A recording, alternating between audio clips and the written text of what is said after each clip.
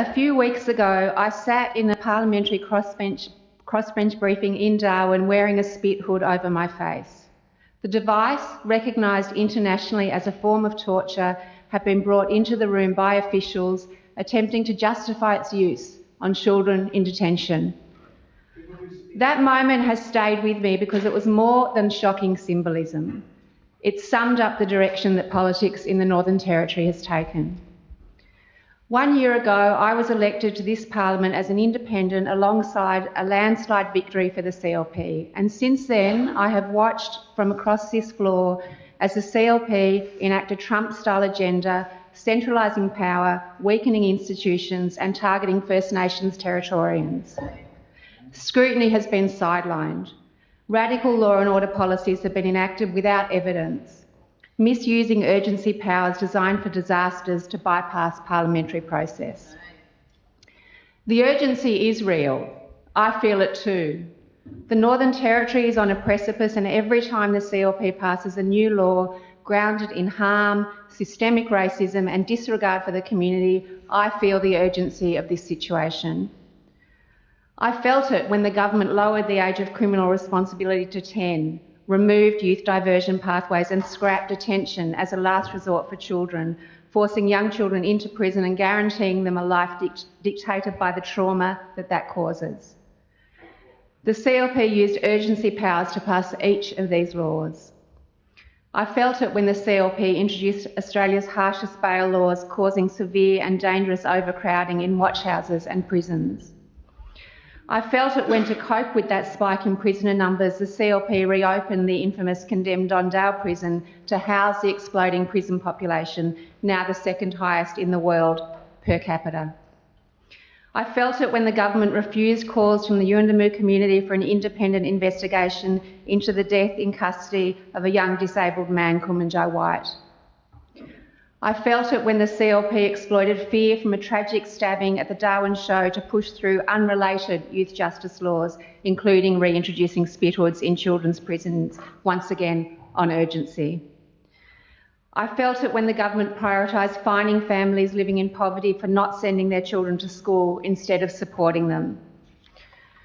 I felt it when the CLP announced it would arm public transit and public safety officers with guns and the public with pepper spray, and when Territorians spoke up calling for smart and evidence-based community safety policy. I felt it when the Chief Minister told them they were not welcome in our Northern Territory. I felt it when the coroner delivered recommendations for addressing the domestic violence crisis in the Northern Territory, and the Minister for Prevention of Domestic Violence attacked her integrity, undermining separation of powers, and she reframed domestic violence as a problem of First Nations culture. I felt it when the CLP appointed a former gas executive as Territory Coordinator, granting him unprecedented power to override 32 safety, planning and environmental laws, in a move that senior jurist Greg McIntyre SC said challenges separation of powers and effectively creates a two-man band to run the Territory. I felt it when sacred site protections and Aboriginal water rights were rewritten without the consent of traditional owners, land councils or custodians. I felt it when frontline DV services looked to government for funding promised in the election and the CLP reneged. I felt it when the CLP abolished merits reviews, stripping Territorians of the right to appeal poor decisions made against the interests of the community.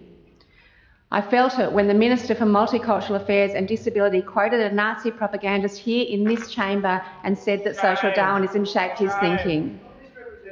I felt it when the member for Karama Doxy addresses of vulnerable public housing tenants in Parliament and on social media called for their eviction. I felt it yesterday when the first pepper spray cans left the shelves, a OC spray scheduled weapon now available to people with no training in how to use it, no proper screening at time of purchase and no plan for what will happen when things go wrong. Because, Madam Speaker, things will go wrong. I have felt it every single time the CLP has misused emergency powers to bypass parliamentary process and ram through extreme laws without debate and without transparency. Madam Speaker, I feel it every day. This is not normal politics. It's systemic racism sold as community safety and power consolidated for the express purpose of avoiding accountability. So I ask you, my fellow members of this chamber and people across the Northern Territory, after a year, how has this been working out for everyone? We're more divided than ever. Our crime rates are not going down, whatever the government spin might tell us. Assaults and sexual violence are increasing. Police watch houses are overflowing, and the government is celebrating the second highest incarceration rate in the world, and it's doing nothing to make us safer. Not one person I talk to in my community says that they feel safer. Brick by brick, one decision at a time, the CLP is constructing a house of harm, division and fear. And yet you ask us to believe that that is business as usual. It's not. It's an erosion of justice, and it's causing harm, deep, lasting harm every single day. And in the process, the real causes of suffering in our communities are being ignored and exacerbated: inequality, dislocation and intergenerational trauma. When you refuse to listen to grieving families calling for independent investigations into deaths in custody, when you ignore Aboriginal land councils speaking with one voice about systemic injustice, when you keep choosing punishment over prevention, authority over empathy and secrecy over transparency, you are telling the people of the Northern Territory exactly who you serve: those with power and privilege at the expense of those without. And this is not who we are as Territorians. We are hard workers, we are people who have been caring for this country for thousands and thousands of years, and we are people who've been here for a month, who've come here seeking a better life. We are resilient families in remote communities, we are strong women and men across the Territory, we are young people with big dreams and elders who hold deep knowledge. We are communities who have survived generations of neglect and continue to thrive in the face of adversity. And we deserve leadership that serves all Territorians, not just the few. We deserve leadership that listens to our elders, our health workers, our youth and our advocates, that chooses evidence over ideology, community over punishment and unity over division. To those watching beyond this chamber, the Northern Territory receives more than 70% of its budget from the Commonwealth. This is not just Territory business, this is national concern.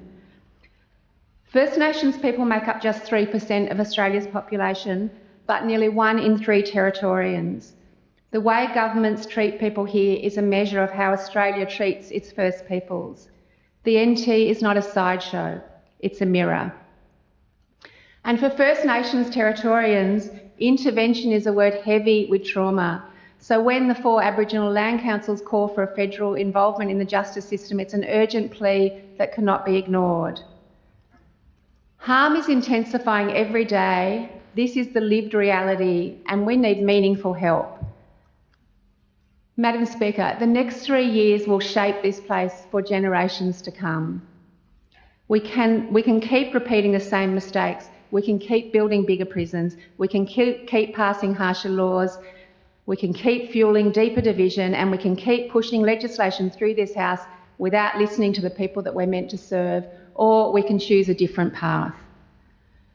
I'm not here for party politics. I'm not here for power. I'm here because I believe in this place. I believe in the Northern Territory. I believe in our young people, in our families, in our communities who, despite everything, continue to show strength, resilience and hope. But belief alone isn't enough. We need to act. We need to act against division, against further harm, and act for a connected, healthy and thriving society. We must act for everyone in the Northern Territory, or we're acting for no one. So today, I extend a sincere invitation to every member in this House. Let's move beyond punitive politics and begin the real work of justice, healing and accountability. A path that's grounded in evidence, led by communities, centred on dignity and focused on healing, not harm. A path that strengthens justice by making it fairer, not harsher, that invests in the well-being and support of our children, not their incarceration, that sees safety not as control, but as care for every single person here.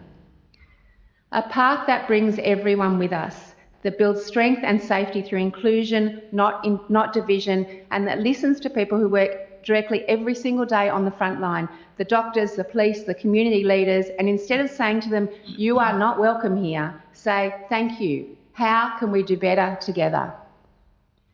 That choice is here before us right now. Let's do our job the Territory has elected all of us to do, and build a Territory for everyone, because the Northern Territory is worth it, our people are worth it, and the future we build here will reflect who we truly are. Thank you, Madam Speaker.